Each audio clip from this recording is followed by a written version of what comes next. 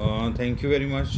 बहुत से इम्पॉर्टेंट लोग सुन रहे हैं आज का ये लेक्चर, जो कि Masood Chaudhary memorial lecture series के तहत द गुज्जर बकरवाल कलेक्टिव्स ने ऑर्गेनाइज़ किया है। मैं इसके ऑर्गेनाइज़र अदरीस चौधरी साहब और उनकी टीम को शुक्रिया अदा करता हूँ कि उन्होंने मुझे मौका दिया कि मैं एक अजीम शख्सियत मसूद चौधरी साहब के याद में जो ये लेक्चर सीरीज़ शुरू की है, उसके पहले लेक्चर के तौर पे मेरा नाम जो है वो सिलेक्ट किया गया और मुझे मौका दिया गया कि मैं पेस्टोरल कम्युनिटीज़ की जो इस वक्त भारत में स्थिति है और उसके साथ साथ गुज्जर आइडेंटिटी का इसके साथ क्या जुड़ाव है और किस तरह से एक पेस्टोरल कम्युनिटीज़ जो हैं वो कंट्रीब्यूट कर रही हैं हमारी इकॉनमी में, हमारे कल्चर में, हमारी एथनिसिटीज़ में और भारत को जोड़े रखने में। मैं सबसे पहले तो मसूद चौधरी साहब को खराज अक़ीदत पेश करूंगा कि वो मेरे लिए मेरे गाइड भी थे और मेरे एक तरह से हर वक्त उनका जो हाथ था वो मेरे सर पे रहता था। हर वक्त उनकी गाइडेंस मुझे मुयस्सर थी। वो एक बड़े ज़हीन और बड़े ऊंचे दर्जे के एक थिंकर थे, हमारी कम्युनिटी के एक थिंक टैंक थे, जिन्होंने ना सिर्फ तालीमी बेदारी पे काम किया, हमारी जो गुज्जर आइडेंटिटी है उसको महफूज रखने के डॉक्यूमेंट करने के लिए काम किया, हमें हमारे हकूक़ से वाकिफ़ करवाने के लिए उन्होंने हमें प्रेरित किया। और हम आज उस मौके पे खड़े हैं कि हम अपनी आइडेंटिटी की बात कर सकते हैं। गुज्जर देश चैरिटेबल ट्रस्ट की सूरत में, बाबा गुलाम शाह बादशाह यूनिवर्सिटी की सूरत में उन्होंने बहुत बड़ी कंट्रीब्यूशन की है।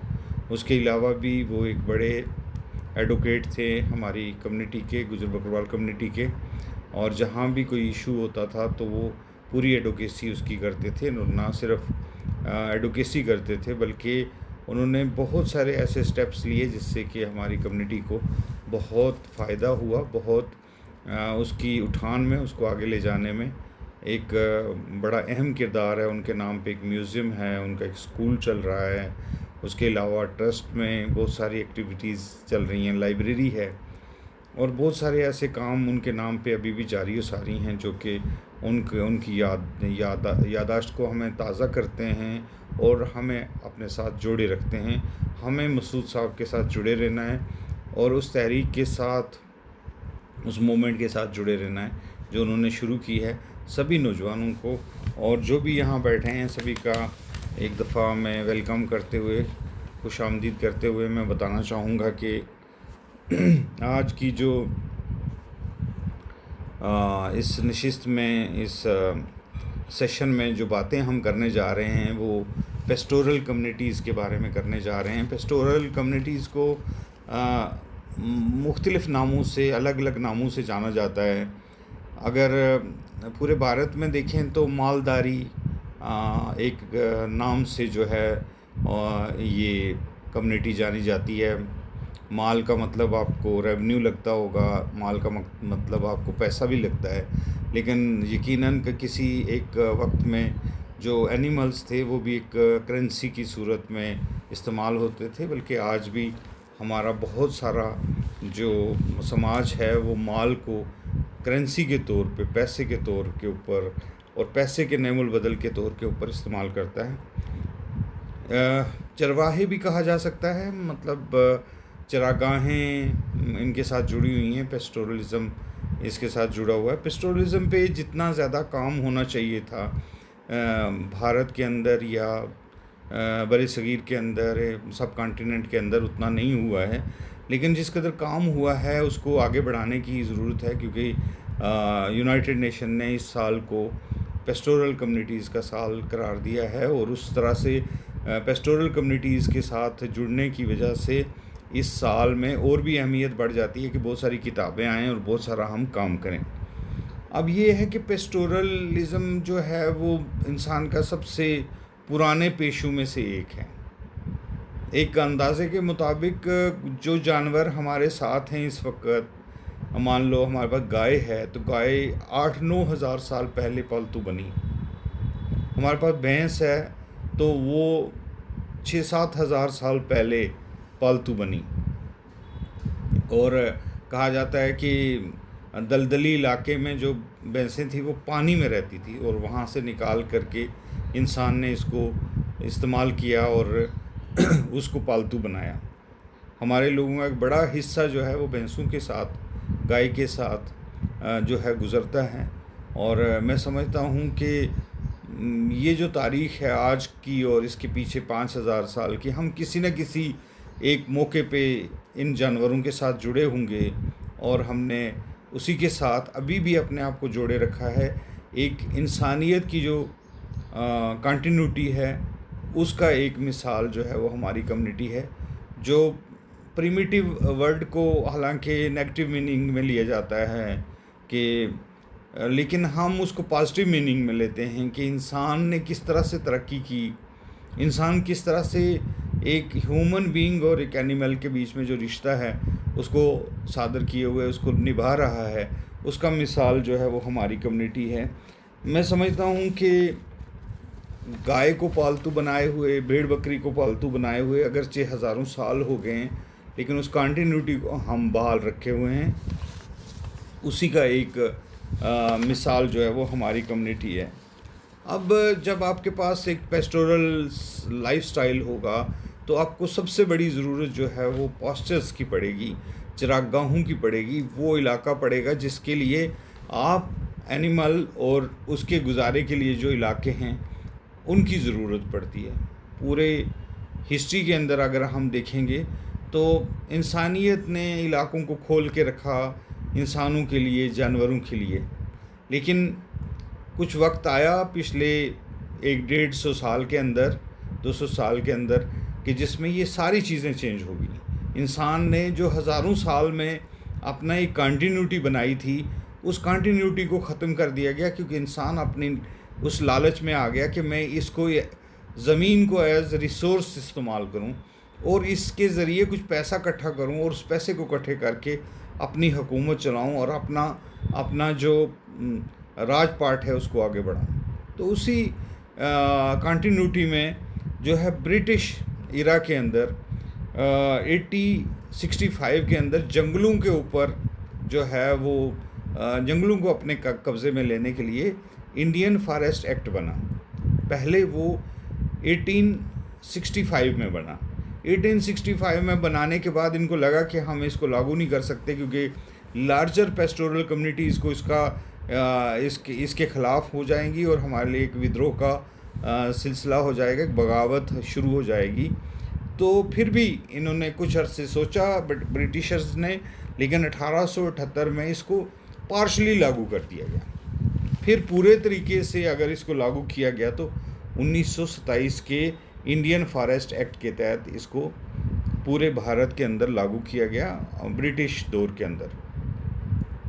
उससे पहले ये जो एरिया था वो सबके लिए खुला था, फॉरेस्ट खुले थे, और आप लोग जो हैं मतलब पेस्टोरल जो कम्युनिटीज़ के लोग हैं वो आसानी से आ जा सकते थे हैं। तो अब जब सरकार ने एक दफ़ा इंडियन फॉरेस्ट एक्ट 1927 के तहत पास्चर्स को बंद कर दिया, या मतलब पेस्टोरल कम्युनिटीज़ को कहा कि आप कुछ पैसे दे दीजिए, जम्मू कश्मीर के अंदर ये 1930 में लागू हुआ। और 1930 में लागू होने के बाद जो आपका परमिट बनता है यहाँ जम्मू कश्मीर के अंदर, जिसको आप माटो कहते हैं, ये माटो उस वक़्त शुरू हो गया कि आपको अगर भेड़ ले जानी है, बकरी ले जानी है, गाय ले जानी है, भैंस ले जानी है, कुछ भी ले जाना है पास्चर्स में, तो आपको एक पेमेंट करनी है फॉरेस्ट डिपार्टमेंट को। वो उस वक़्त शायद 10 पैसे भी रही, फिर 1 रुपये भी रही, फिर कुछ ना कुछ आपको टैक्स सरकार को देना है, क्योंकि आप उनके सरकार का सारी ज़मीन सरकार की है, आप तो उसको इस्तेमाल कर रहे हो, लिहाजा आपको टैक्स देना। तो पेस्टोरलिज़म को सबसे बड़ा धक्का, सबसे बड़ी परेशानी पेस्टोरलिज़म के लिए शुरुआत हुई जब फॉरेस्ट को एक गवर्नमेंट के अंदर जैसे कि उन्होंने ज़रखेज़ ज़मीनों, एग्रीकल्चर लैंड के ऊपर मालिया लगाया हुआ था, तो उसी तरह से फॉरेस्ट को भी जब इन्होंने रोकने की कोशिश की और उसको एक कानूनी दायरे में लाने की कोशिश की, तो उसके तहत फिर मान लो कि पेस्टोरलिज़म के अंदर एक बहुत बड़ी चेंजिंग आई। उस चेंजिंग की वजह है कि आहिस्ता आहिस्ता पेस्टोरलिज़म में डिक्लाइन हुआ, और इतना डिक्लाइन हुआ कि आहिस्ता आहिस्ता करते करते अब ये अपने आखिरी सांसें जो है पेस्टोरलिज़म ले रहा है। अब जितने भी हमारे पेस्टोरल कम्युनिटीज़ हैं उनका एक सदी से 1.5 सदी से एक ही नारा है, जल मतलब पानी, जंगल और ज़मीन। मतलब आपके पास पानी होना चाहिए, जंगल होना चाहिए और थोड़ी सी ज़मीन होनी चाहिए। पेस्टोरल का सबसे बड़ा जो ज़िंदगी का सबसे बड़ा ख्वाब यही है कि उसके पास थोड़ा सा ऐसी जगह हो जहाँ पानी नज़दीक हो, जंगल नज़दीक हो और थोड़ी सी उसके पास ज़मीन हो। वो इसी स्ट्रगल के अंदर अपनी पूरी ज़िंदगी जो है वो गुजार देता है, और इसी ज़िंदगी को गुजारने के लिए वो एक सर्कल से गुज़रता है। हर पेस्टोरल कम्युनिटी जो है वो किसी न किसी तरीके से मूव करती है। उसके मूव करने के बहुत सारे तरीके हैं। कोई लोग तो बहुत सारी स्टेटों में घूम के आ जाते हैं, बहुत सारे इलाकों में घूम के आ जाते हैं। अब पेस्टोरल के लिए आपको जैसे कोई आदमी रेजिडेंट ऑफ पुंछ है तो वो रेजिडेंट ऑफ पुंछ ही होगा, लेकिन पेस्टोरल की डोक जो है वो शुपैया में है, मतलब कालाकोट के एक रेजिडेंट की जो डोक है वो गुरेज़ के अंदर है। तो मान लो कि जो ट्राइबल है, जो पेस्टोरल है, वो कोई हद को, कोई हदूद को, कोई लकीरें जो ज़मीन को बांटने के लिए डिस्ट्रिक्ट, तहसील, गांव में तकसीम जो की गई है, लकीरों के बुनियाद के ऊपर जो ज़मीन के ऊपर मारी गई हैं, उनको पेस्टोरल नहीं मानता। पेस्टोरल अपने हिसाब से, अपने एनिमल के हिसाब से कि उसको कहाँ चारा मैसर है, उस चारे के लिए निकलता है। तो उसी चारे का जो सर्कल है वो पेस्टोरल लाइफ का एक बहुत बड़ा हिस्सा है, क्योंकि उसको अपने एनिमल्स के लिए, अपनी खुराक के लिए, अपने एनिमल की खुराक के लिए घर से निकलना पड़ता है। दूसरा ये कि हमारी बहुत सारे एनिमल्स हैं, जैसे भेड़ें हैं, तो वो एक ख़ास गर्मी बर्दाश्त कर सकती हैं, उसके ऊपर की गर्मी नहीं बर्दाश्त करती। जम्मू के अंदर आज की डेट में भेड़ जो है वो सरवाइव नहीं कर सकती, क्योंकि वो 15 मार्च के बाद जम्मू में नहीं रह सकती, कठुआ में नहीं रह सकती, सांबा के अंदर नहीं रह सकती, और बहुत सारी जगहों के अंदर भेड़ बकरी जो है वो नहीं रह सकती। तो इसको लेकर के चलना है। तीसरा ये कि हमारी लाइफ, हमारी ज़िंदगी, हमारे ट्राइबल लोगों की, पेस्टोरल लोगों की ज़िंदगी पूरी की पूरी, इसकी डिपेंडेंस जो है वो एनिमल्स के ऊपर है, और एनिमल तंग है तो फिर सब कुछ तंग है उनके लिए वो सारी चीज़ें जो हैं वो मतलब बेवजह हैं, किसी काम की नहीं है अगर उनका एनिमल खुश नहीं है। उनके लिए सबसे बड़ी बात है कि उनकी जो ज़िंदगी के अंदर उनके जानवर खुश होने चाहिए। जानवर मतलब अगर किसी गुजर के सामने उसकी भैंस बैठ के पूरा खा के अगल रही होगी, जिससे कि वो एक ख़ास किस्म का सिग्नल देती है कि मेरा पेट भरा हुआ है, तो वो उसके लिए सबसे खुशी की बात होती है। तो ये ऐसे ही जैसे हम पेस्टोरल लोगों की लाइफ है और जिस तरह से हमारे पेस्टोरल लोग चल रहे हैं, उसमें अगर एनिमल को हम प्रायोरिटी के ऊपर नहीं रखेंगे तो फिर वो पेस्टोरलिज़म जो है वो पेस्टोरलिज़म नहीं है। अब पेस्टोरलिज़म के साथ साथ कुछ लोग जो हैं इसको इकॉनमी के साथ जो है वो जोड़ते हैं और कोशिश करते हैं कि इससे इकोनॉमिक बेनिफिट्स भी लिए जाएं। लेकिन जो असली पेस्टोरल लोग हैं वो इकॉनमी को एक साइड रखते हुए जानवर के साथ जो उसका अपना जज्बाती रिश्ता है उसको निभाने के लिए जो है वो आगे बढ़ते हैं। कई लोग हैं जम्मू के अंदर, कई लोकेलिटीज़ हैं जिनमें माइग्रेटरी लोग आके बसते हैं। उनसे पूछो, उनको पता लगता है कि 100 में से 30 भैंसें दूध दे रही हैं, 30 जो हैं वो पेट से हैं मगर 40 एक्स्ट्रा खा रही हैं। उनको कौन बेच जाता है, वो क्यों नहीं बेचना चाहते, वो तो आप सबको पता है कि उनकी किसी जहेज़ में आई है, किसी ने बुरे वक्त में किसी भैंस ने उनका साथ दिया है, तो वो उसको छोड़ना नहीं चाहते, उस गाय को छोड़ना नहीं चाहते, उस जानवर को छोड़ना नहीं चाहते, वो उसको दरबदर नहीं करना चाहते क्योंकि उसने बुरे वक्त में एक पेस्टोरल की मदद की है। तो एक जज्बाती रिश्ता जो है एनिमल्स के साथ हमारे लोगों का बना हुआ है और उसके लिए जो है वो निकलना पड़ता है। पिछले दिनों एक जगह बैठे हुए जो जम्मू के अंदर या यहाँ एविक्शन वगैरह होती है, तो उस पे एक हमारे सज्जन बात कर रहे थे कि जो एक मेन स्ट्रीम सोसाइटी से आते थे, जम्मू के गुप्ता फैमिली से आते थे। उन्होंने कहा कि नहीं जी, ये क्या है कि पेस्टोरल के नाम के ऊपर, ट्राइबल के नाम के ऊपर जहाँ खूंटा लगाया और भैंस बांध दी और वहाँ बैठ गए, ऐसे कैसे हो सकता है, ऐसे नहीं होना चाहिए। मैंने उनको बोला कि अगर आपको वाकई तजर्बा करना है ना कि गुज्जर की सोच क्या है, बकरवाल की सोच क्या है, या ट्राइबल पेस्टोरल कम्युनिटी की सोच क्या है, मैं आपको रिक्वेस्ट करूँगा कि आप अपने एक वर्कर को कहें जो आपकी पार्टी में काम करता है, उसको कहें कि मुझे एक दिन के लिए बकरी ला के दो। उस बकरी को जब आप अपने घर में रखेंगे एक दिन के लिए, और जब आप उसको लेके बाहर निकलेंगे तो आपको पूरी दुनिया के का घास जो है वो अपना घास लगेगा। पूरे इलाका आपको लगेगा कि क्या अगर बकरी चर लेगी तो उससे क्या ही दुनिया को फ़र्क पड़ने वाला है, और क्या ही मतलब किसी बाग की अगर जाके किसी पेड़ के पत्ते खा लेगी तो उससे प्रकृति को, नेचर को क्या ही नुकसान होने वाला है।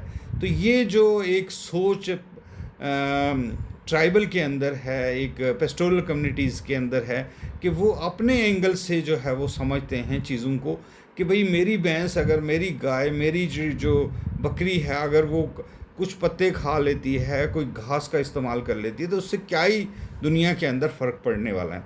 इसी तरह मुझे ये समझ में नहीं आता, बाज़ औक़ात में फॉरेस्ट के लोगों से भी बात करता हूँ कि फ़ॉरेस्ट को बंद रख के आपको क्या करना है। उसको मतलब उसको लोरी देनी है, उससे आपको कोई बेनिफिट हो रहा है, बजाय इसके कि आप उसको खोल के रखें और आप उसको कब्ज़ा ना होने दें। ये बड़ी बात है, लेकिन उसको इस्तेमाल के लिए तो खोल के रखें ना। अगर आप क्लोजर लगा रहे हैं, आप सारा कुछ बंद कर रहे हैं, कल उसमें आग लगेगी और साथ की बस्तियां भी जलेंगी और फॉरेस्ट भी जलेगा। अमेज़न के जंगलों में क्या हुआ, आग लगी और उसके साथ साथ कई बस्तियां जल गई, कई शहर जल गए, क्योंकि हीट आई, हीट से जल गई। तो जब आप पेस्टोरल कम्युनिटीज़ को अंदर जाने देंगे, उसकी गाय भैंस, उसका एनिमल अगर उसको यूज़ करेंगे तो उससे कोई फ़र्क नहीं पड़ता है।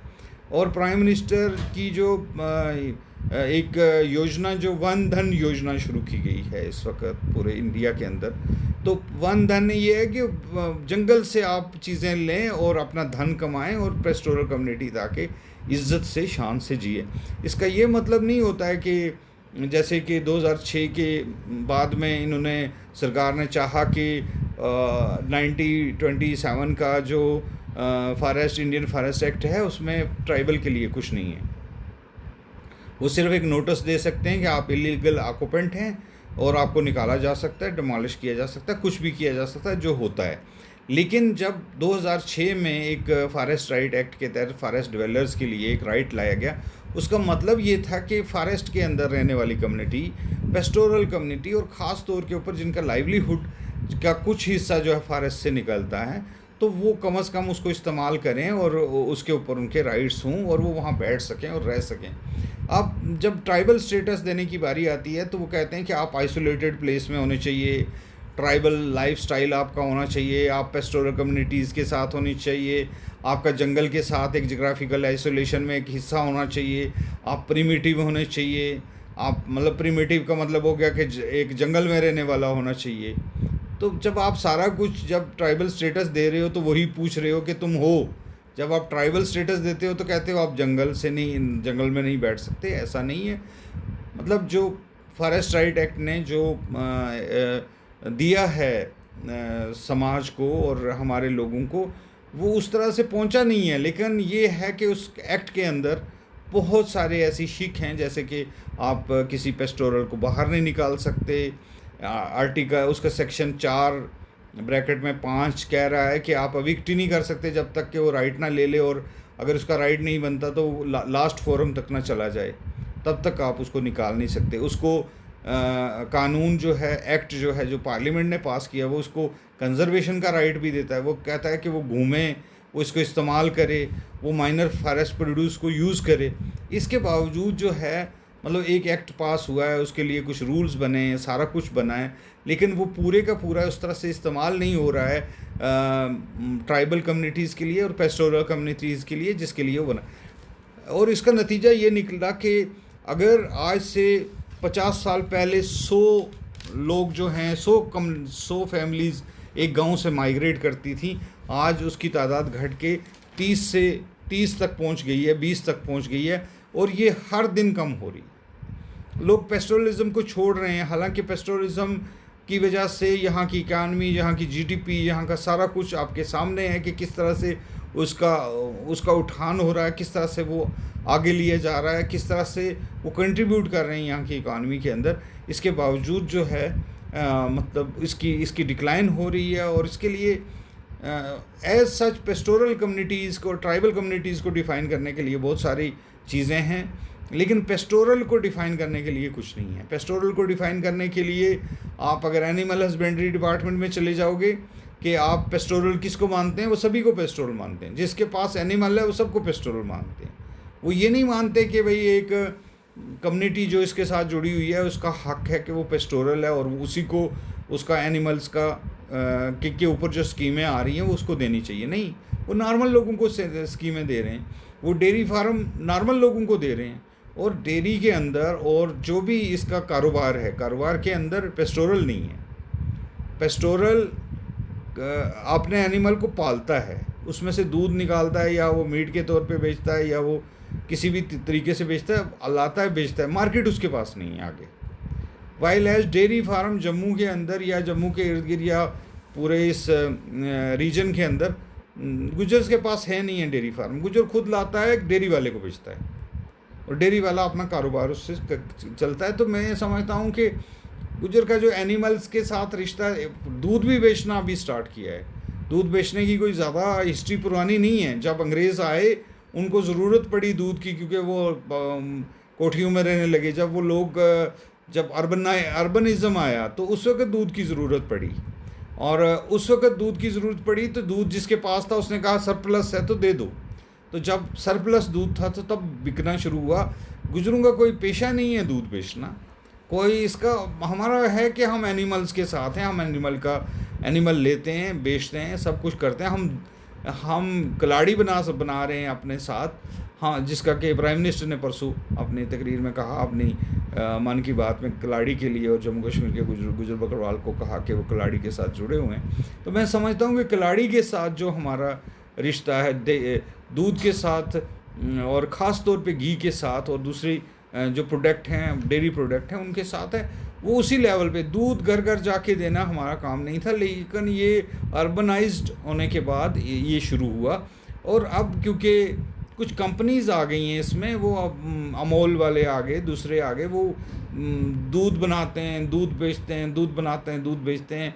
आपका महंगा होता है, उनका सस्ता होता है, तो वो दूध आपसे लेकर के बेच रहे हैं। एक मार्केट जो है वो 5% हर साल दूध की बढ़ रही है। हर साल दूध की मांग में 5% इजाफा हो रहा है, और ये है कि सिंथेटिक दूध आ गया, फिर दूसरा दूध आ गया। खैर, मैं उसके डिटेल्स में नहीं जाना चाहता हूँ। मैं ये बताना चाहता हूँ कि पेस्टोरलिज्म किस तरह से एक इम्पॉर्टेंट होते हुए भी उसके लिए कोई उसको डिफ़ाइन ही नहीं किया गया। इंडियन जो सिस्टम ऑफ लॉ है, और जो हमारा जम्मू कश्मीर की लार्जर पॉपुलेशन जो है वो पेस्टोरल है, लेकिन पेस्टोरल को उस तरह से डिफ़ाइन नहीं किया गया। हाँ, कुछ लॉज रखे गए, काचराई का जैसे एक्ट था, जैसे ग्रेजिंग लैंड का एक एक्ट था, जैसे ऊपर की जो पास्चर्स थे वो खोल दिए गए हैं। तो सब कुछ हमने देखा कि सरकार ने सभी लोगों के लिए, किसी पेस्टोरल कम्युनिटी के लिए नहीं किया, मतलब सभी लोगों को नज़र में रखते हुए इसको किया। अब ये है कि इन सारी चीज़ों के बावजूद 10 करोड़ से ऊपर आबादी भारत के अंदर पेस्टोरल कम्युनिटीज़ की है, और जम्मू कश्मीर के अंदर एक लार्जर जो हमारी जो कम्युनिटीज़ हैं, खासकर गुज्जर, बकरवाल, चौपान, गद्दी और दूसरी कम्युनिटीज़ जो हैं वो इसके साथ हैं, और ये मानती हैं कि एक लार्जर पॉपुलेशन का गुज़र बसर या उसकी लाइवलीहुड जो है वो उससे ड्रा कर रहे हैं। और इसको जानते हुए कि ट्राइबल माइग्रेशन होती है, हर एक चीज़ जो है उसके लिए एक कानून बना हुआ है। एक छोटा सा फेस्टिवल होता है, पूरी सरकार बैठ कर के उसके ऊपर विचार करती है कि ये प्रॉपरली हो जाए। मिनिस्टर लोग बैठ कर के उसके ऊपर विचार करते हैं कि ये कैसे हो जाए। तो ट्राइबल माइग्रेशन को लेकर के कोई ज़्यादा हलचल नहीं होती है सरकार में कि चलो ट्राइबल माइग्रेशन हो रही है तो सारी हुकूमत बैठ करके सारे डीसीज कुछ आर्डर निकाल लें, कुछ देख लें, और बस हम देखते हैं कि एक आध जगह पे कुछ असर होता है, बाकी जगहों पे असर नहीं होता है।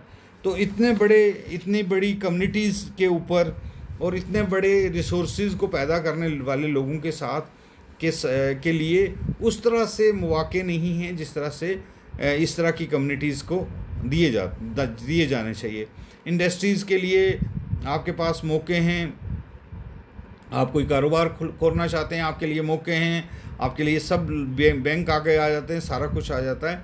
लेकिन जब आप पेस्टोरलिज्म पे जाते हैं तो फिर थोड़ा सा मतलब वो अभी एतबारी है, तो उस तरह से इसके ऊपर पूरा एतबार जो है नहीं बैठा है। हालांकि ये पिछले दिनों हमारे एक आईएएस ऑफिसर हैं, बड़ा काम है उनका पेस्टोरल कम्युनिटीज़ के ऊपर, उन्होंने एक रिसर्च की चौधरी शाहिद इकबाल साहब का, तो उन्होंने बोला कि 6,000 करोड़ रुपए का बिज़नेस है पेस्टोरल का, ख़ास तौर के ऊपर जो लोग माइग्रेट करते हैं उनके पास 6,000 करोड़ रुपए का एक कारोबार का एवेन्यू है। लेकिन हमारे लोग उस तरह से एवेन्यू का फ़ायदा नहीं उठा पा रहे हैं। पेस्टोरलिज्म करते हुए भी वो उनकी हालत वही है जो उनकी हालत आज से 50 साल पहले से थी, आज से 10 साल पहले थी। उसमें कोई ख़ास तब्दीली नहीं आई। हालांकि हम दूध की पैदावार में, गोश्त की पैदावार में, चमड़े की पैदावार में, ऊन की पैदावार में अपना हिस्सा जो है वो डाल रहे हैं।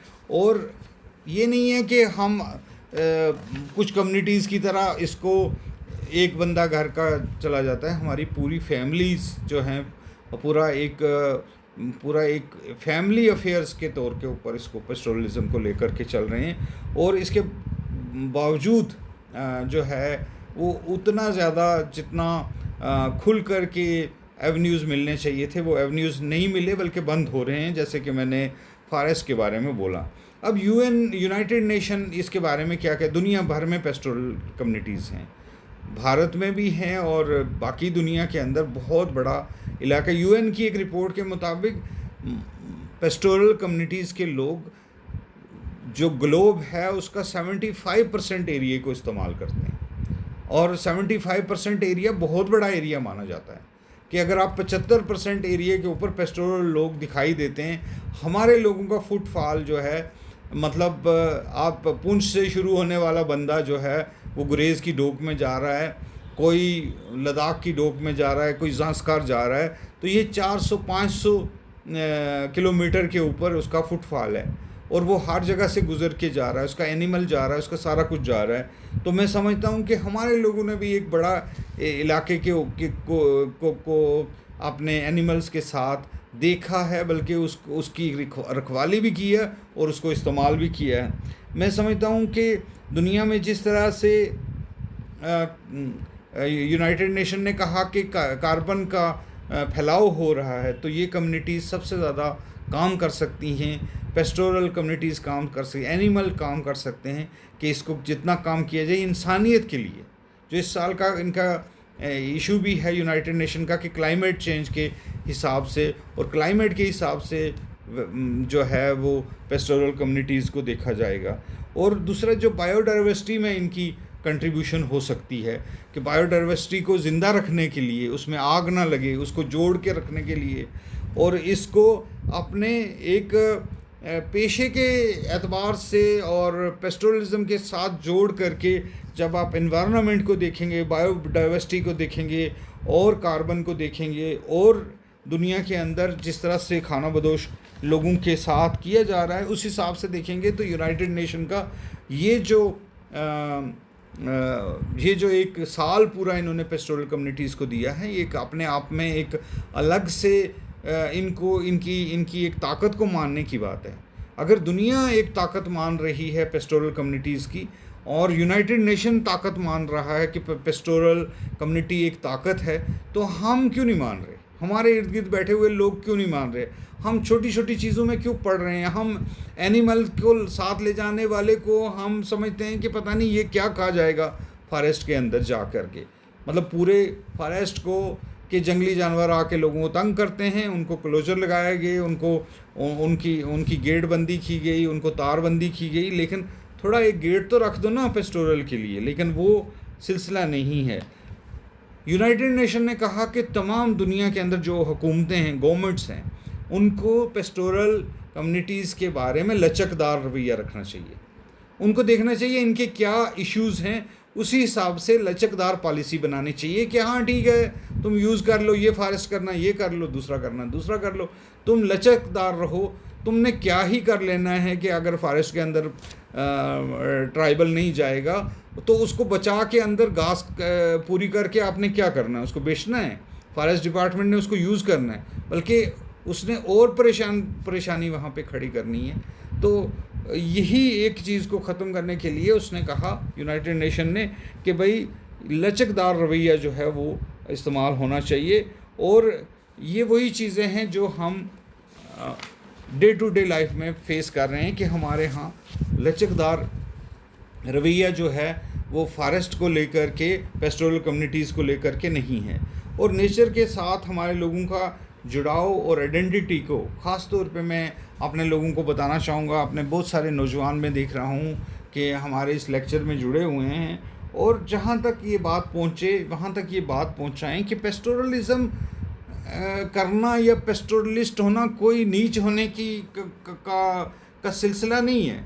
कोई हिरार्की में, सोशल हिरार्की में आप जो एक कास्ट का सिलसिला, उसमें नीचे नहीं हो जाते। आप एक जानवर के साथ भी हैं और आप अपनी ज़िंदगी भी गुजार रहे हैं, वो आपको और ऊंचा ले जाता है। पेस्टोरलिस्ट को ये मानना चाहिए कि उनको बायोडाइवर्सिटी का पता है, उनके पास जो नॉलेज सिस्टम है वाइल्ड लाइफ को लेकर के, उनके पास जो नॉलेज सिस्टम है जंगलों को लेकर के, फॉरेस्ट को लेकर के, फॉरेस्ट के अंदर जो रास्ते हैं उनके अंदर जो जड़ी बूटियां हैं उनको लेकर के, और किस तरह से पानी के चश्मों को लेकर के, छोटे छोटे इंसेक्ट्स को लेकर के, हर एक चीज़ को लेकर के कि वो इंसानियत के किस तरह से काम आ सकता है। एक दरख्त का एक डाली से आपका कितना इलाज हो सकता है, क्या कर सकते हैं, उसको नज़र में रखते हुए मैं समझता हूँ कि हमारे लोगों को फ़ख्र करना चाहिए कि हम पेस्टोरल हैं।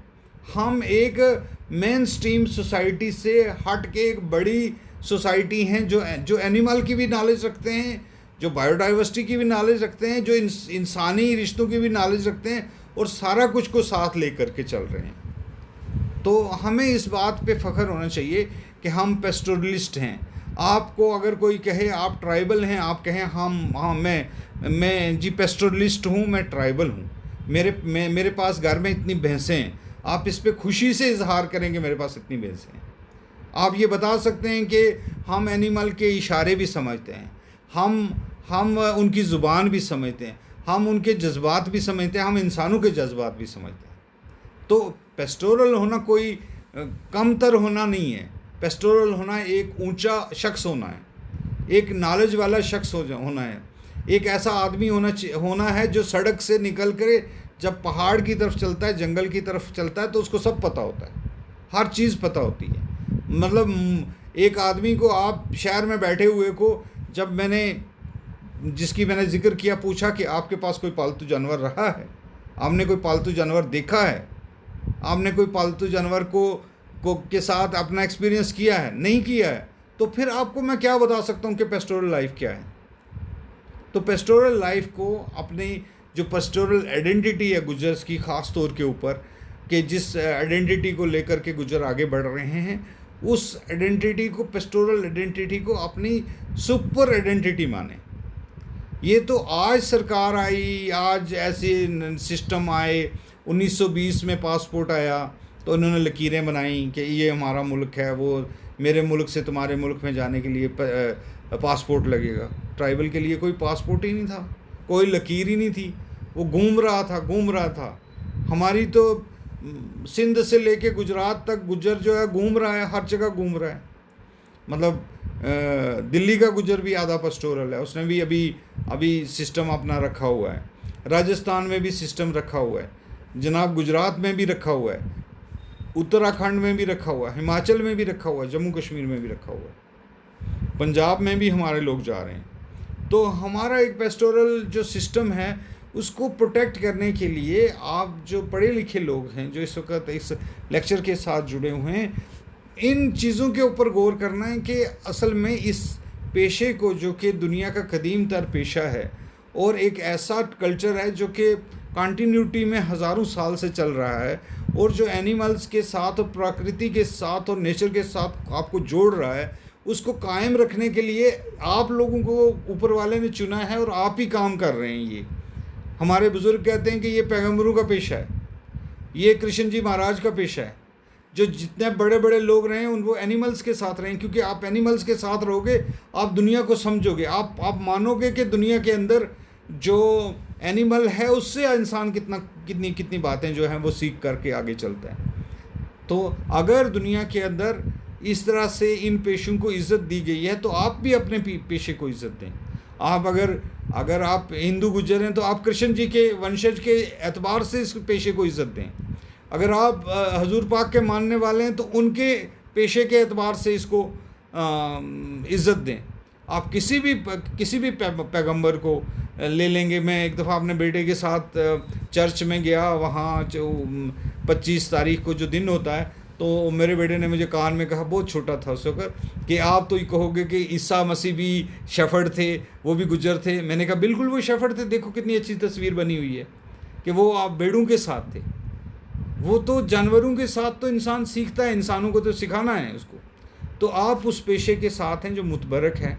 हमारा पेशा हम कोई उस तरह से इकॉनमी के हिसाब से नहीं सोच के कर रहे हैं। अगर हम कोई इकॉनमी के हिसाब से सोच के नहीं कर रहे हैं तो हमें इस पेशे को अपनी इज़्ज़त एहतराम के पेशे के तौर पे, हमारी आइडेंटिटी के एक मेन आइकॉन के तौर पे, मेन फैक्टर के तौर पे, मेन सेगमेंट के तौर के ऊपर आपको देखना पड़ेगा कि गुजरों की जो आइडेंटिटी कॉन्स्टिट्यूट होती है, जिसमें उनकी ज़ुबान है, जिसमें उसका कल्चर है, जिसमें उसका पेशा है। तो पेशे के एतबार से जब आप अपने प्रोफेशन के एतबार से देखते हैं तो लार्जर पॉपुलेशन अभी भी पेस्टोरल है, या उनके घर के अंदर पेस्टोरलिज्म है, या उनके दिमाग में पेस्टोरलिज्म है। कोई भी पेस्टोरल, एक बड़े थिंकर ने कहा कि जो आदमी पेस्टोरलिज्म के साथ होता है वो कभी भी दुनिया के तमाम काम छोड़ के जानवरों के साथ जा सकता है। उसके अंदर सारी पॉसिबिलिटी होती हैं कि वो वापस जानवरों के साथ चला जाए और सारा जो उसने इल्म पढ़ा है सब कुछ छोड़ के इसी सड़क के ऊपर, पहाड़ के ऊपर चढ़ जाए।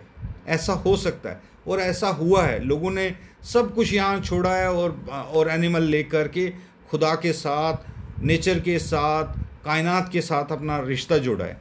तो आपका रिश्ता जुड़ा हुआ है, आपकी एक कम्युनिटी को पेस्टोरल नहीं बनाया जा सकता। लेकिन अगर आप पेस्टोरल किसी कम्युनिटी को बाय डिज़ाइन पेस्टोरल नहीं बना सकते, क्योंकि पेस्टोरलिस्ट होना एक बेंट ऑफ माइंड है, एक सोच है। पेस्टोरल होना एक इंसान के अंदर की बात है कि मैं एनिमल को देखता हूँ, मैं किसी गाय को देखता हूँ तो मैं उसके ओड़ी को देखता हूँ कि इसमें से कितना दूध आता होगा।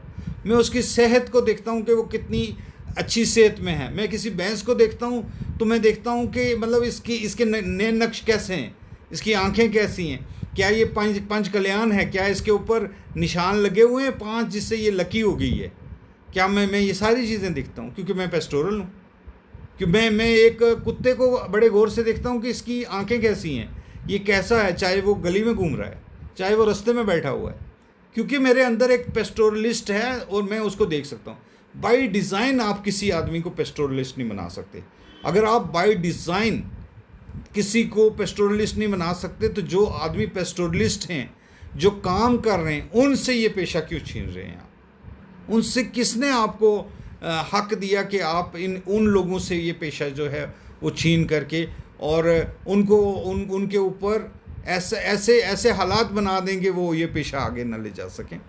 मैं समझता हूँ कि हमारी आइडेंटिटी को, हमारे लोगों को, हमारे बच्चों को, हमारे सब लोगों को इस चीज़ के ऊपर ज़रूर सोचना है कि इस पेशे को किस तरह से मतलब ये चलता रहे, ये बचा रहे, ये इसके अंदर बढ़ोतरी हो, बल्कि इसके अंदर वो नई कुछ चीज़ें जो हैं वो लाने की ज़रूरत है कि किस तरह से इसको एक गरीब आदमी की इकॉनमी भी चले, जंगल भी चले, सिस्टम भी चले और ये पेशा भी चले।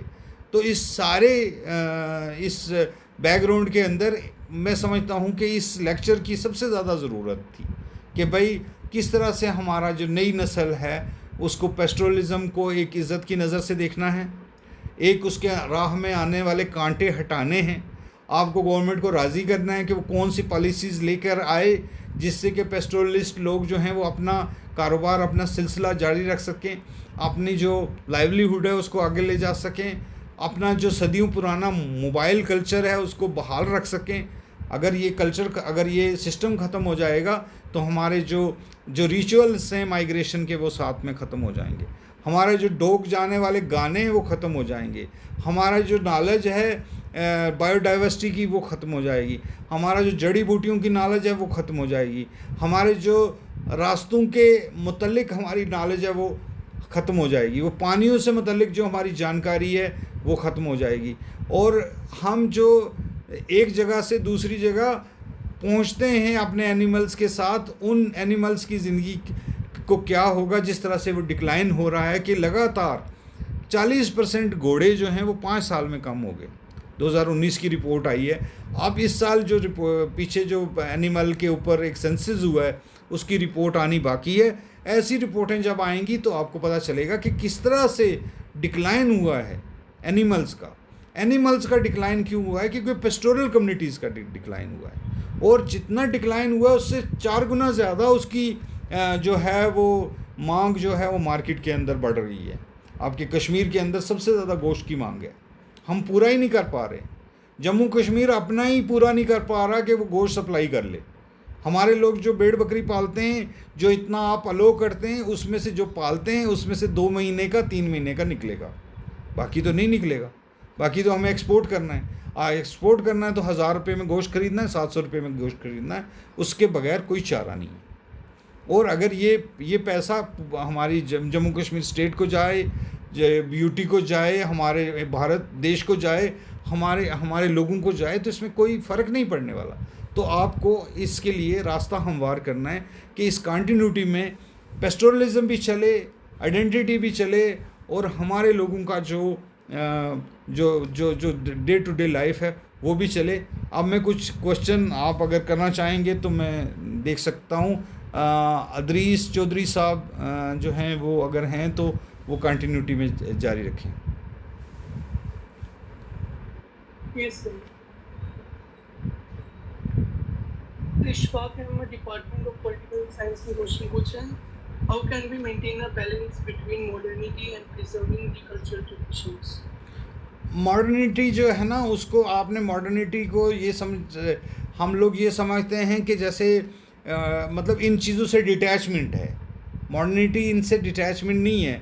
मॉडर्निटी इसमें है कि आप इसको कैसे मॉडर्न कर सकते हैं, इसको कैसे यूज़ कर सकते हैं, अपने पेशे को, अपने सिस्टम को मॉडर्नाइज कर, मतलब दुनिया के साथ चलने के लिए किस तरह से खड़ा कर सकते हैं। अगर आप अपने लिए एक अच्छा मकान बना सकते हैं तो क्या आप पेस्टोरलिज्म को बहाल करते हुए अपने जानवरों के लिए कोई अच्छा ठिकाना नहीं बना सकते जहां वो बैठें, जहां वो आपको दूध भी दें और उनकी नीड्स पूरी हों और वो किस तरह से आगे चलें। तो मैं समझता हूं कि एक सोचने का तरीका है कि मॉडर्निज़म को और पेस्टोरल लाइफ को हम अलग करके देखते हैं। हम पेस्टोरल लाइफ को मॉडर्नाइज कर सकते हैं अगर हम प्रॉपरली इसको आगे बढ़ाएं। जी Yes, sir. So next question ये है कि what practical steps are being taken to secure the forest rights and traditional migration routes of Gujarat under Forest Right Act? Ji, forest right act का जहाँ तक मुझे अंदाज़ा है कि 2006 में बना और 2019 में लागू हुआ। 21 में यहाँ पे जो हैं वो कमेटीज़ बनी, डिफरेंट कमेटीज़ बनी, और अभी 5000 के करीब इन्होंने जो हैं वो क्लेम जो दिए गए हैं उसमें ज़्यादातर कम्युनिटी क्लेम हैं और जो इंडिविजुअल क्लेम्स हैं वो नहीं हो रहे हैं। मैं समझता हूँ कि एक गैप है बिटवीन डिफरेंट जो डिपार्टमेंट इसको डील कर रहे हैं, और ट्राइबल में एक अवेयरनेस की कमी है। मुझे ज़्यादा लगता है कि सिस्टम में अवेयरनेस की कमी है कि मतलब फॉरेस्ट डिपार्टमेंट को ये पता नहीं है कि FRA आ गया है, आप forest act, Indian forest act 1927 के तहत कार्रवाई नहीं कर सकते ट्राइबल के ऊपर, उनको ये पता नहीं है। तो मैं समझता हूँ कि अगर आप फॉरेस्ट डिवेलपर्स हैं तो पहले आपको अपने राइट्स का पता होना चाहिए, जिसके लिए मैंने बड़ी कोशिश की कि लोगों को खुद पता हो कि आपको एविक्ट नहीं किया जा सकता। आपके लिए कमेटी बनाई जा रही है तो कमेटी उन्हीं को, सरकार को बनानी है, आपको नहीं बनानी है। आपको मौका देगी सरकार तो आपको निकाला नहीं जा सकता। आपको अगर आपके पास 2005 से पहले के कागज़ हैं या कोई आदमी आपको इतना लूज़ है फॉरेस्ट राइट एक्ट 2006 कि वो कहता है कि अगर कोई दो बंदे और वो बुज़ुर्ग हों, वो आपको लिख के दे दें कि आप दिसंबर 2005 से पहले इस ज़मीन पे रहते थे, आपके वालिद साहब रहते थे, तो वो आपके लिए एविडेंस है फॉरेस्ट के तहत वो ज़मीन लेने का। ज़मीन लेने की बात नहीं है, बात है कि अपने पेशे को कैसे आगे बढ़ा के, जंगल को इस्तेमाल करके अपने पेशे को वन धन योजना के तहत और दूसरे जो सरकार ने स्टेप्स लिए हैं, तो फॉरेस्ट को कैसे इस्तेमाल किया जा सकता है। जी जी। So लोकेंद्र चौधरी ने क्वेश्चन किया है, please tell brief history of Gurjar community. Gurjar बड़ी शानदार कौम रही है और 5वीं सदी से लेके 12वीं सदी तक इनका गुर्जर प्रतिहारा पीरियड रहा है। और इस इलाके को गुर्जर देश कहते थे, ग्रेटर गुजरात कहते थे, गुजरात हमारे नाम पे है। और एक पेस्टोरल जो एक राज सिस्टम था, ये बैठे हुए राजों का राज जो है वो मुगलों के बाद आया है। उससे पहले पेस्टोरल राजे होते थे, जो पेस्टोरल कम्युनिटीज़ होती थी वो राज करती थी और वो अपने एरिया में किसी को नहीं आने देती थी। जैसे गुर्जर लोग अपने जहाँ बैठते हैं वहाँ किसी को घुसने नहीं देते और कोई भी एंटी सोशल एक्टिविटी बर्दाश्त नहीं करते। तो पेस्टोरल राजे ऐसे ही थे, वो खुद ही मतलब वो खुद आर्मी थे, खुद ही लड़ते थे सारा। तो हमारे लोग भी आपने देखा है कि गुर्जर जो है वो जहाँ खड़ा हो जाता है वहाँ वो एक रखवाले की सूरत में खड़ा हो जाता है, वो काम करता है। और एक शानदार हिस्ट्री है हमारी, और जो कि सेंचुरीज़ पे फैली हुई है। और कोई भी जगह जाएंगे आप, जम्मू कश्मीर, हिमाचल, सिंध से लेके गुजरात तक, अफ़गानिस्तान तक चले जाएंगे, हमारे हर जगह निशान है। हर जगह आपको जो है हमारे निशान जो हैं मिलेंगे, हमारी कम्युनिटी मिलेगी।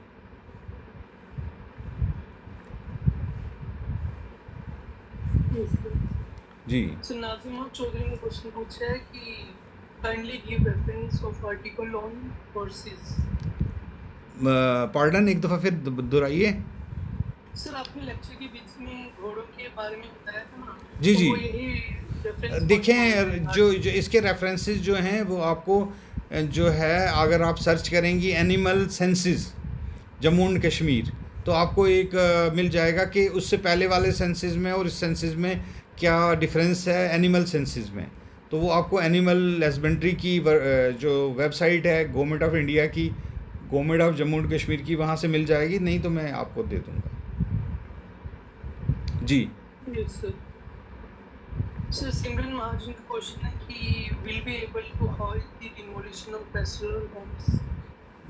मतलब हाल्ट तो कानून उसको कर रहा है, जो फॉरेस्ट राइट एक्ट है उसने हाल्ट किया हुआ है इसके ऊपर कि आप डिमोलिशन नहीं कर सकते। आप उसको नोटिस दे सकते हैं, तू क्यों बैठा हुआ। अगर वो जवाब देगा कि मैं फॉरेस्ट डिवेलपर्स हूँ, आप उसको कुछ भी उसके ऊपर कार्रवाई नहीं कर सकते जब तक कि वो सुप्रीम कोर्ट तक अपना केस न लड़ ले। सिर्फ एक ही बात है कि हमारे लोग जो हैं वो ये बताएं कि उनको ये पता हो कि उनके क्या राइट्स हैं, और वो उसको अपनी कम्युनिटी को ये बता सकें कि आपके राइट्स हैं, आपको कोई हटा नहीं सकता।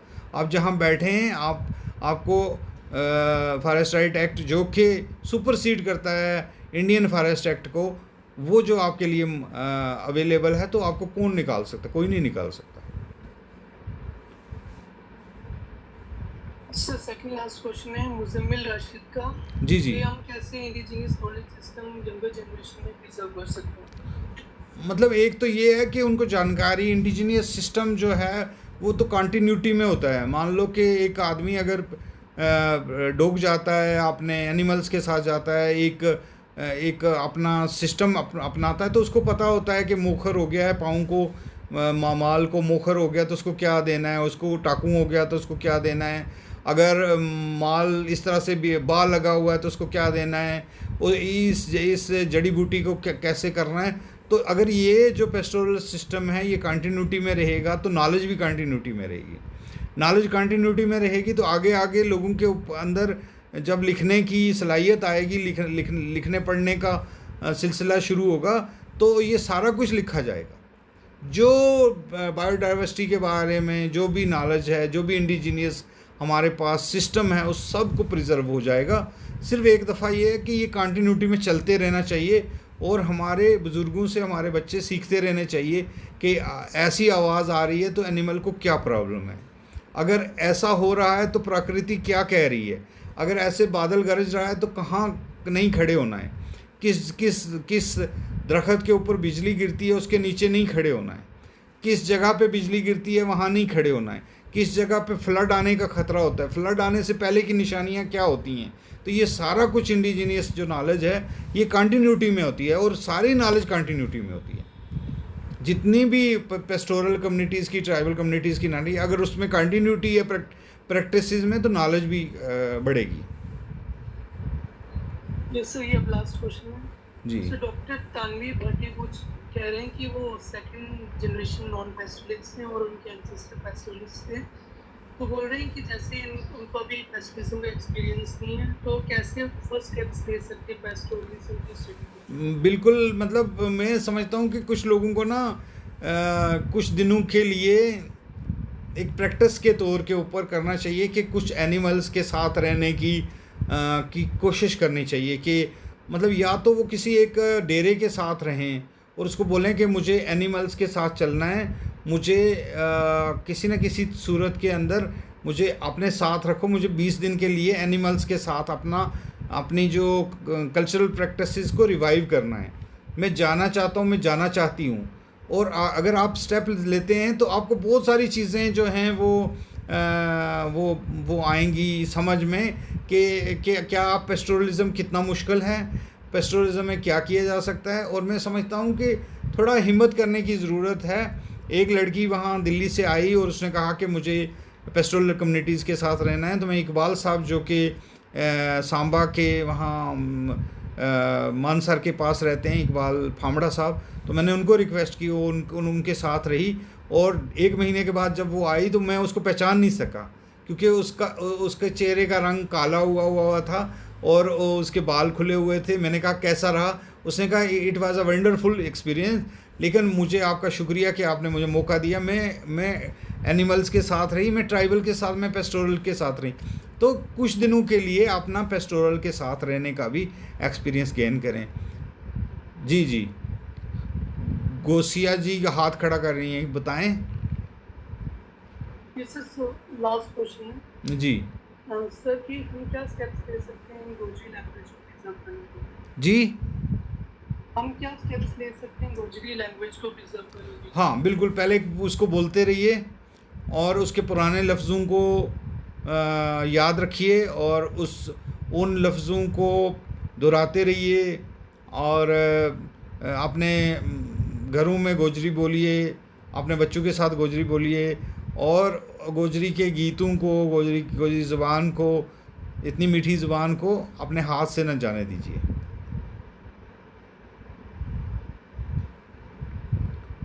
Thank you sir. हाँ आप जी जी, आप सबका बहुत बहुत शुक्रिया। असगर अली साहब, 1 क्वेश्चन सर, क्या है आपका? ज़रा असगर साहब लिखिए क्वेश्चन, फाइनल ले लेते हैं अगर ये लिख लेते हैं तो। मैं बहुत शुक्रिया अदा करता हूँ सभी लोगों का कि वो हमारे साथ रहे और बड़े इम्पॉर्टेंट लोग जो हैं वो इस बहस में मेरे साथ रहे। और मैं शुक्रिया अदा करता हूँ गुज्जर बकरवाल कलेक्टिव का कि उन्होंने ये इनिशिएटिव लिया और मसूद चौधरी साहब को याद किया और मुझे मौका दिया कि इतने बड़े आदमी के नाम के ऊपर होने वाले लेक्चर का पहला जो लेक्चर है वो मैं दूं। और हम आगे भी जुड़े रहेंगे, बहुत सारे इश्यूज़ हैं, बहुत सारे सवाल हैं, बहुत सारी बातें हैं वो जो हम मिल के करेंगे। मैं सभी का शुक्रिया अदा करता हूं और सभी को कहता हूं कि आप सभी का शुक्रिया कि आप साथ रहे, और ये जो बातें आप यहाँ से ले जा रहे हैं, इसको खुशबू की तरफ फैलाइए सब जगह पे। इससे एक और क्वेश्चन है। जी जी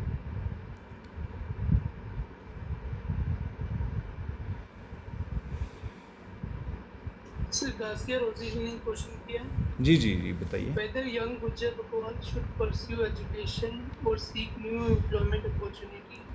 बिल्कुल। Absolutely जी yes, sir. जी जी इससे आप कंटिन्यू करते जी जी मतलब दोनों काम करिए जी, इल्म भी हासिल कीजिए और पेस्ट्रोलिज्म भी कीजिए। आपको कौन रोक रहा है? कुछ टाइम पेस्ट्रोलिज्म पे लगाइए, कुछ टाइम उस पे, और आप डिटैच मत हो जाइए, आप मेन स्ट्रीम में मत चले जाइए। आप रहिए ट्राइबली, कि वो ट्राइबल जो दिल्ली के किसी बड़ी यूनिवर्सिटी में पढ़ता है और फिर वो 2 महीने आपने पेस्टोरल लाइफ जीता है, वैसे रहिए, मज़ा आएगा बहुत। सो इनका एक और क्वेश्चन है कि what kind of policies, institutional supports and innovation might make pastoralism a respected option for future generations. बिल्कुल, मतलब सबसे पहले ये है कि जो हमारी सेंचुरीज ओल्ड ट्रेडिशन हैं, प्रैक्टिसेस हैं मोबिलिटी की, वो कंटिन्यूटी में रहनी चाहिए, और सरकार को हेल्प करनी चाहिए कि ये लोग पास्चर्स को यूज़ कर सकें, फॉरेस्ट को यूज़ कर सकें। और अगर नहीं है, अगर आप छोटे पैमाने पे शुरू करना चाहते हैं तो किसी एक जगह पे लीज आउट करके ज़मीन आप शुरू कर सकते हैं। पेस्टोरलिज्म सबसे ज़्यादा आपको ज़िंदगी में इंजॉयमेंट देने वाला और पैसा देने वाला भी है। ऐसा नहीं है कि ये पैसा देने वाला नहीं है। आप अगर 100 बेड़ें रखते हैं, साल बाद दुगनी हो जाती हैं। अगर आप 100 का 10 लाख आता है तो साल को 10 लाख आपको मिलेगा। 10 लाख आपको सरकार से लेने में आपको पूरे 6-6 घंटे 8-8 घंटे डेली के देने हैं उनको। तो ये एक फ्लूट भी बजाइए और पेशे के साथ भी जुड़े रहिए। और हम चाहते हैं कि सरकार इसमें कुछ पॉलिसीज़ जो हैं वज़ा करे, क्योंकि पेस्टोरलिज्म का साल है। कोशिश करेंगे कि हर जगह ये बताने की कि भाई इसको, जैसे बहुत सारे लोग इकट्ठे होते हैं, इंटेलेक्चुअल को भी इकट्ठे होकर के सरकार के ऊपर एक प्रेशर बनाना चाहिए कि पेस्टोरलिज्म के लिए एक मतलब उनको सांस लेने की जो है वो होनी चाहिए जगह, ताकि वो अपने पेशे को आगे ले जा सकें। सर ये लास्ट क्वेश्चन है जी सर। असगर टेलिंग ने पूछा कि गोजी लैंग्वेज में बहुत सारे डायलेक्टिकल वेरिएशन है जी, तो कौन सी जगह की जो डायलेक्ट है वो सबसे परफेक्ट है? तो उसमें देखें जब हमने सेंट्रलाइज़ किया ना किसी चीज़ को, कि लखनऊ की उर्दू है ना, और अमृतसर की पंजाबी और गोजरी पुंछ की, ऐसे नहीं है। हम कहते हैं कि आप जिस ज़बान में जिस डायलेक्ट में गोजरी के में लिख सकते हैं वो सारे कबूल हैं हमें, वो सारे हमारे हैं। डोगरी का लहजा वाले भी हमारे हैं, पुंछी वाले भी हमारे हैं, कश्मीर वाले भी हमारे हैं। मतलब पूरे हिंदुस्तान में जो दिल्ली वाला लहजा है या राजस्थानी लहजा है या जो मारवाड़ी के आसपास गुजर रहते हैं वो लहजा है, वो सारे हमारे अपने। मैं इस हक़ में हूँ कि जो जिस तरह का लिखता है पहले लिखो। सेंट्रलाइज़ करने की ज़रूरत नहीं है, ज़ुबानों को डिसेंट्रलाइज़ करना है कि वो जो जिस में लिख रहा है, अगर आपको लगता है ये बात मेरी समझ नहीं आएगी, उसको थोड़ा सा नीचे लिख दीजिए। बाकी अब वो डिसेंट्रलाइजेशन का टाइम है। पहले सेंट्रलाइज़ किया जाता था कि लखनवी उर्दू अगर आप बोलेंगे तो असली उर्दू होगी, अमृतसर की अगर पंजाबी बोलेंगे तो असली पंजाबी, लाहौरी बन बोलेंगे तो असली पंजाबी होगी। तो अब ये डिसेंट्रलाइज़ करने का टाइम है। मैं समझता हूँ हर एक डायलेक्ट अहम है इसमें। Yes, sir. Thank ji you, sir. As we शुक्रिया। come to the close of this inaugural lecture session, first and foremost, I extend our deepest gratitude to our esteemed speaker, Dr. Javed Ali, for delivering such an insightful lecture.